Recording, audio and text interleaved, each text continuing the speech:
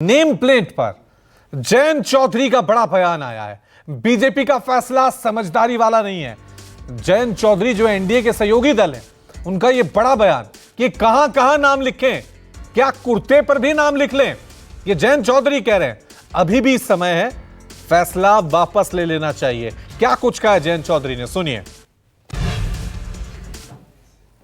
जो कावड़ लेके जाते हैं उनकी सेवा में सभी लोग लगते हैं। ना तो कावड़ लेके जाने वाला व्यक्ति कोई पहचान करता है, जो सेवादार है उनकी वो एक आशीर्वाद की तरह वो प्राप्त करते हैं, ग्रहण करते हैं और आगे चलते हैं अपने काम। कोई इस हिसाब से जाति या धर्म के पहचान करके सेवा नहीं लेता और ना ही इस मामले को धर्म जाति से जोड़ा जाना चाहिए। सब प्रतिष्ठान अपना नाम लिखें, अब एक मालिक कोई और हो सकता है। मुझे लगता है ज्यादा समझ के फैसला नहीं लिया, फैसला ले लिया तब उस पर टिक रहे हैं। ये वापस होना चाहिए। कभी ऐसा हो जाता है, सरकार वापस होना चाहिए। अभी भी समय हो जाना चाहिए या इस पर ज्यादा कोई जोर ना दिया जाए। मैं देख रहा हूँ, अभी मुझे कहीं ऐसा नहीं लगा कि बहुत कोई जोर जबरदस्ती इस पे प्रशासन का कोई दबाव है। जो चॉइस से लगा रहा है लगा ले। वो कावड़ लेके जाते हैं उनकी सेवा में सभी। सीधा रुख करते हैं मेरे सहयोगी मानस श्रीवास्तव का। मानस, आपकी तरफ मैं रुख कर रहा हूं क्योंकि हम देख रहे हैं जब ये फैसला लिया था बीजेपी ने तो बड़ा स्ट्रिक्ट फैसला लिया था और अपने फैसले पे अडिग रहे थे।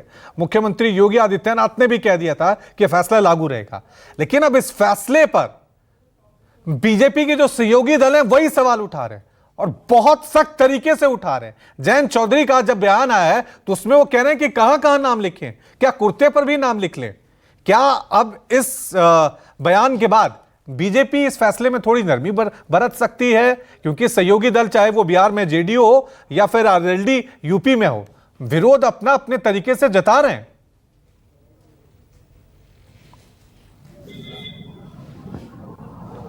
देखिए, इसको रवि इस तरीके से समझना चाहिए कि उत्तर प्रदेश में जब से बीजेपी कमजोर हुई है, सहयोगी दलों का दबाव उस पर लगातार बढ़ रहा है। अगर बात हम सिर्फ आरएलडी की ही करें तो जिस तरीके से कांवड़ यात्रा से जुड़ा ये फैसला है उस पर आरएलडी शुरुआत से ही विरोध कर रही है। और खास बात देखिए कि केंद्र में भी मंत्री आरएलडी का, उत्तर प्रदेश में भी मंत्री, और जिस वक्त जयंत चौधरी बयान दे रहे थे आपने देखा कि उनके साथ जो योगी सरकार के मंत्री हैं अनिल, वो भी वहां पर मौजूद थे। तो एक तरीके से कह सकते हैं कि ये दबाव की राजनीति है। और एक सबसे अहम सवाल ये भी है कि किसी फैसले से, अगर सरकार के किसी फैसले से उसके सहयोगी दलों के वोट बैंक पर असर पड़ता है तो निश्चित तौर पर विरोध होता है। अब जो राष्ट्रीय लोकदल की सियासत है पश्चिमी उत्तर प्रदेश में, उसके 3 प्रमुख केंद्र बिंदु हैं। एक सबसे पहला जाट, दूसरा अनुसूचित जाति और तीसरा मुस्लिम।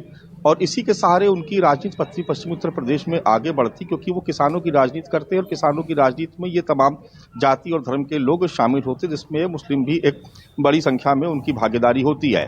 ऐसे में राष्ट्रीय लोकदल का चिंतित होना स्वाभाविक है, उनका विरोध करना भी स्वाभाविक है। लेकिन इसको दूसरे तरीके से समझें कि ऐसा क्या हुआ कि अचानक से सहयोगी दल जिनकी कभी आवाज नहीं निकलती थी वो मुखर होने लगे। अगर शुरुआत से देखें तो पूर्वांचल में अनुप्रिया पटेल ने सबसे पहले विरोध किया था भर्तियों को लेकर के, आरक्षण के सवाल को लेकर के। फिर आपने देखा ओम प्रकाश राजभर ने विरोध करना शुरू किया, संजय निषाद ने तो बुलडोजर की कार्रवाई को ही गलत बता दिया। और अब राष्ट्रीय लोकदल यानी जो उत्तर प्रदेश के 4 प्रमुख सहयोगी हैं भारतीय जनता पार्टी के, वो अब मुखर हो रहे और सरकार के फैसलों पर टीका टिप्पणी करने लगे हैं। लोकसभा चुनाव से पहले ऐसी स्थिति नहीं थी, लेकिन ये जो परिवर्तन हुआ है उसके बाद जो सहयोगी दल है वो नहीं चाहते कि उनके वोट बैंक को किसी तरीके का नुकसान हो, इसलिए वो खुलकर के मुखालफत कर रहे हैं। लेकिन आप खास बात इसमें ये भी देखिए कि सेंट्रल गवर्नमेंट की तरफ से या जो पार्टी का केंद्रीय हाईकमान है वो भी सहयोगी दलों को रोक नहीं रहा। ये अपने आप में बड़ी बात है कि आखिर उनको क्यों इस तरीके की सार्वजनिक बयानबाजी से रोका नहीं जा रहा है।